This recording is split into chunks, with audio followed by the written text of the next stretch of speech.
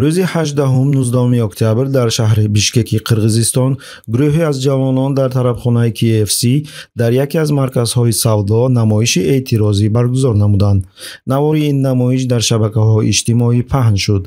در نوار دیده می شود که جوانی در دست پلاکت با صدای بایکات فریاد میزند و مایع سرخی را که به خون مانند است به گرد و اطراف میریزد. دیگر اشتراک کنندگان این اعتراض در دست پلاکت ها با پرچم فلسطین را داشتند.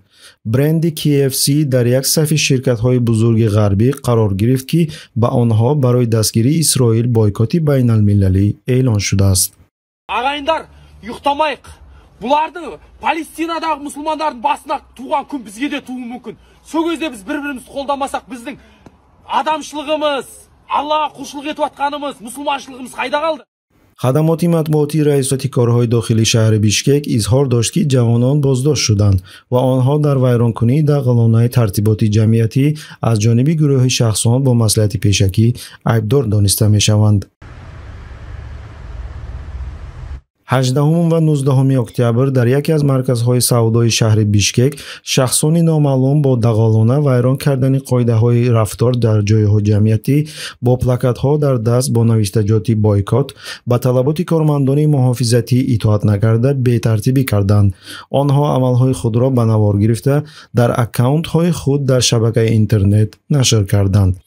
در این اساس خدمات تفتیشاتی ریاست کارهای داخلی ناحیه سوردلوفسکی شهر بیشکک پرونده جنایی آغاز نموده تفتیشات ادامه دارد. در نتیجه چاره‌بینی‌های تفتیشاتی و جستجویی کارمندان وکیده پایتخت گمانبران سال تولدشان 1995 1998 و 2000 را معین و بازداشت کردند. سپس کارمندان وکیده پایتخت یکجای با کارمندان کمیته دولتی امنیتی ملی بازداشت شدگان را به خدمات تفتیشاتی ریاست کارهای داخلی ناحیه سوردلوفسکی بیشکک دسترس نمودند و تفتیشات پیشکی آغاز شد.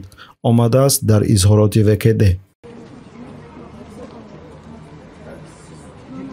یادرس میکنیم که از آغاز قتل عام رژیم اشغالگر صهیونیستی نسبت به مردم فلسطین زیاده از یک سال پر می شود.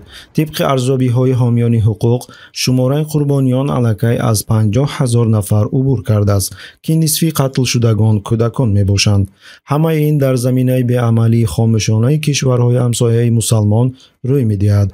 شهروندان عادی در کشورهای گوناگون جهان کوشش به خرج می‌دهند که نوابسته از احتمال پیامدها برای خود به مشکلات توجه جلب کنند و قتل عام را باز دارند. علاوه بر این باید قید کرد که غیر مسلمانان در کشورهای غربی که به عقیده‌های سیاسی چپگرا پیروی می‌کنند در نمایش‌های اعتراضی بر ضد قتل عام در فلسطین فعالیت زیاد نشان می‌دهند.